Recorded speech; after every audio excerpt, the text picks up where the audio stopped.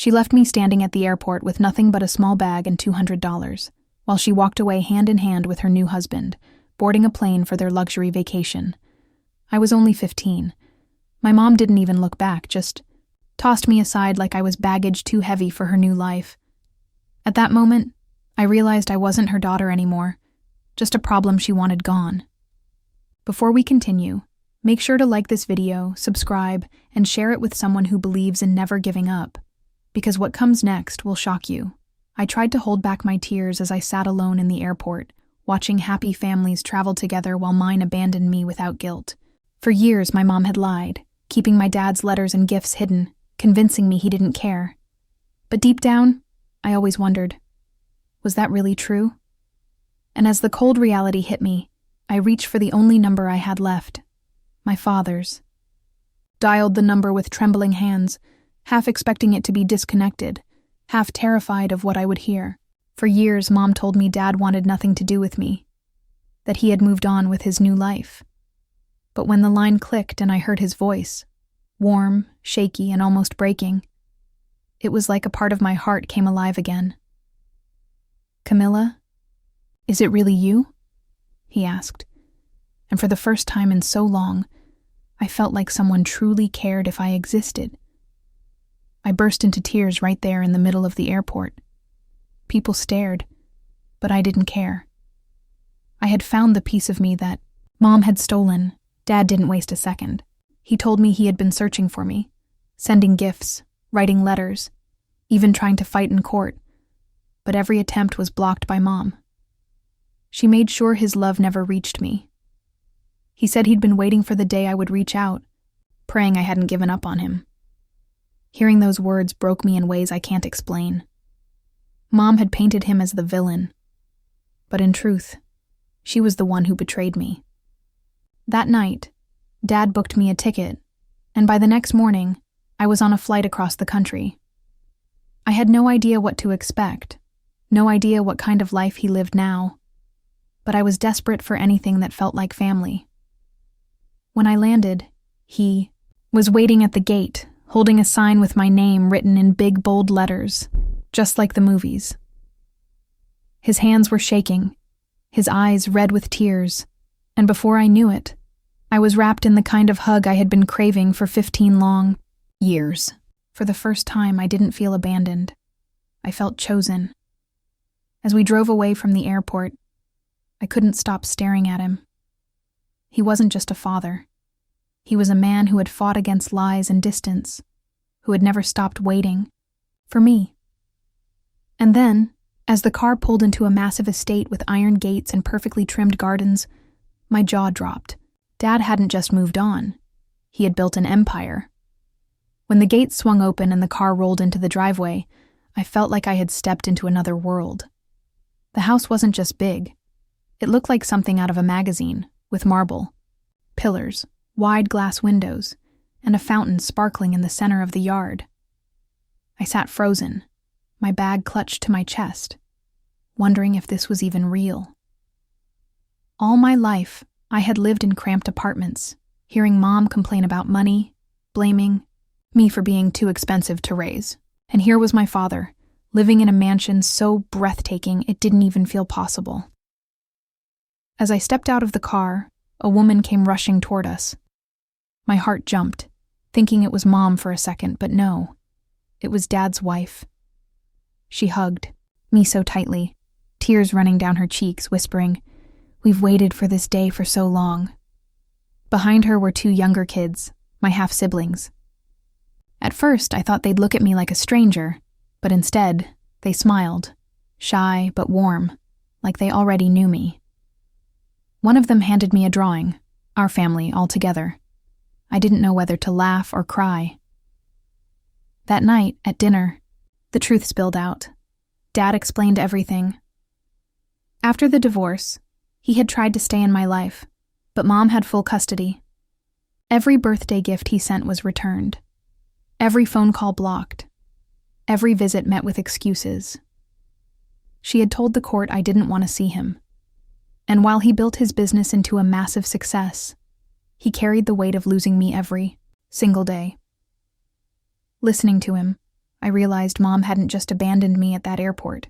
She had abandoned me for years, piece by piece, while she chased her own comfort. But here, at this table, I wasn't a burden. I wasn't unwanted. I was treated like someone precious. Dad's wife promised me I had a room already prepared, decorated with things she thought I might like. My siblings asked if I wanted to play games with them later. And Dad? He kept staring at me like he was trying to make up for every second we had lost.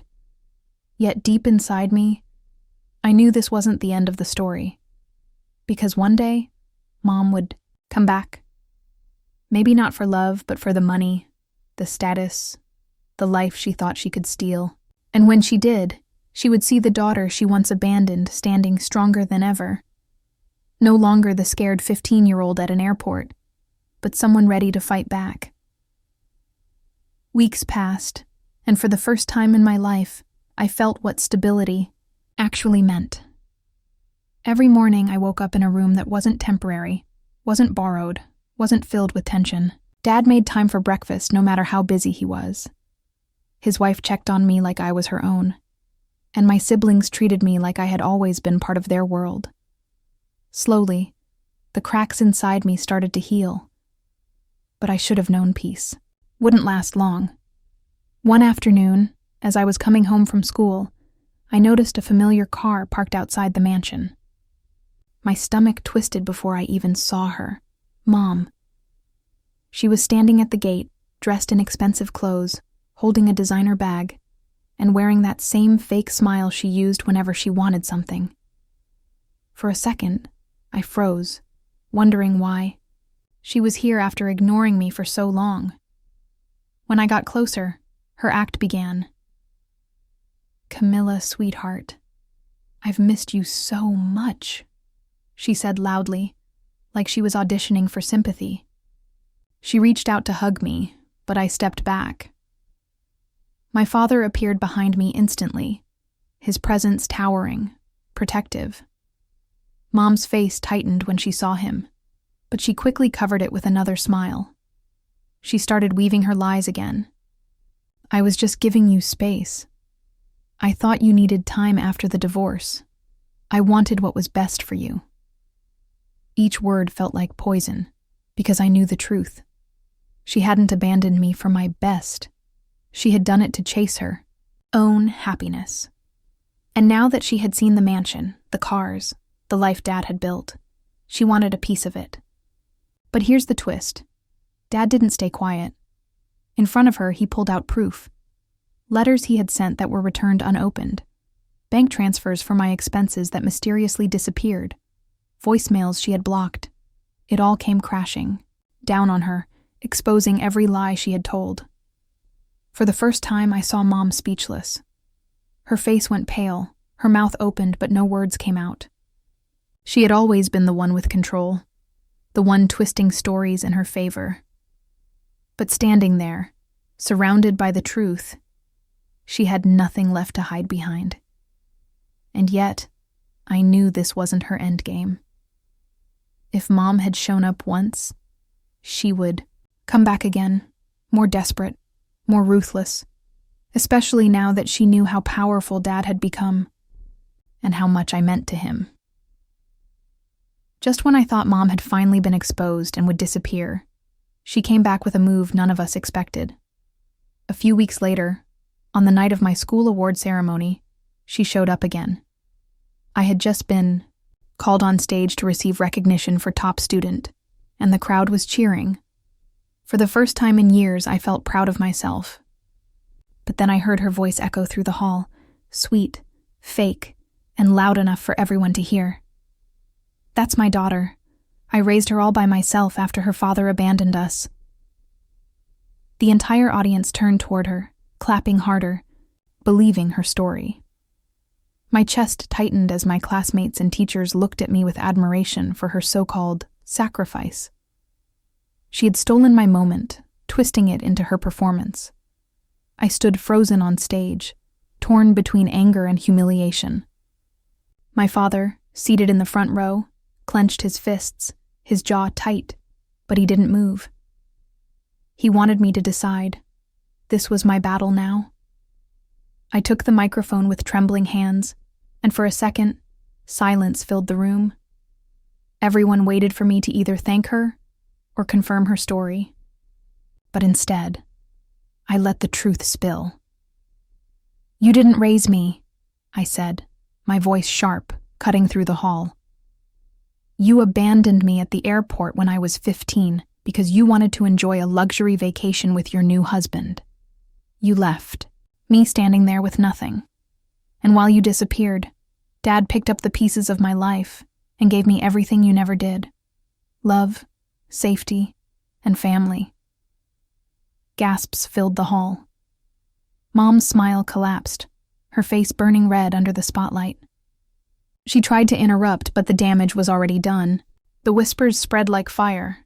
Teachers, parents, students, all now seeing her for who she truly was. And for the first time, she wasn't the one in control. She had been destroyed by the truth, exposed in front of everyone she tried to impress. But even as she stormed out of the hall, I knew this wasn't the final chapter. Mom wasn't the type to walk away defeated. She'd fight back, and harder than before. 2 days later, the final blow came. Mom showed up at our house uninvited, standing at the door with fake tears in her eyes.